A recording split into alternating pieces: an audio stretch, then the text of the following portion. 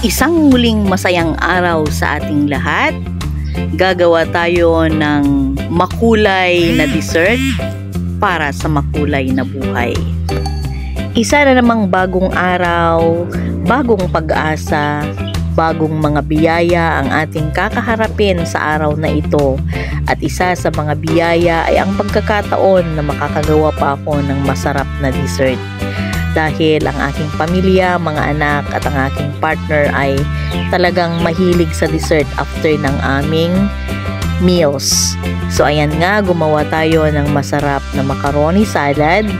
1/4 kilograms lang po yan ng macaroni. Nilagyan natin ng 3 cream densada, isang classic kondensada, meron tayong jar ng kaong, a jar of coco gel, and 1 bottle of fruit cocktail.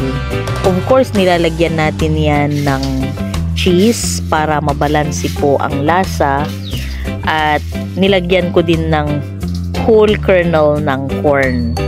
So halu-haluin nating mabuti para mabalansi ang lasa, dahil pag tama ang pagkakahalo-halo ng mga ingredients ay masarap po ang blending ng bawat isa.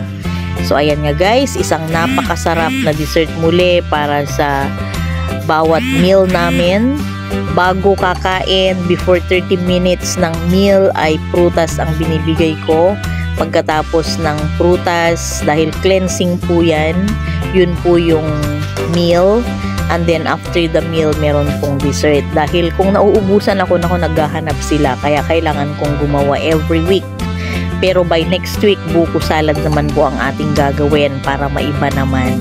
So ayan nga guys, isang masarap na macaroni salad po para sa ating lahat.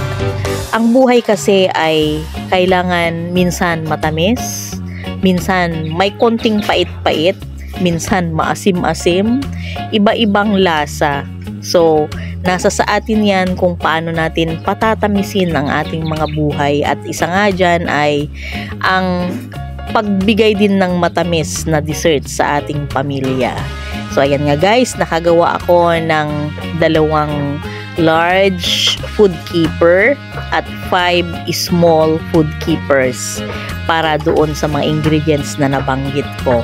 So, napakasarap na dessert para sa aking pamilya. For today's shoutout, ibibigay natin kay Dems Manungsong de Torres. Siya po ay star sender ko at siya po ay laging nagre-react, comment sa aking mga post. And for today's Bible verse, we have Ecclesiastes 9:7.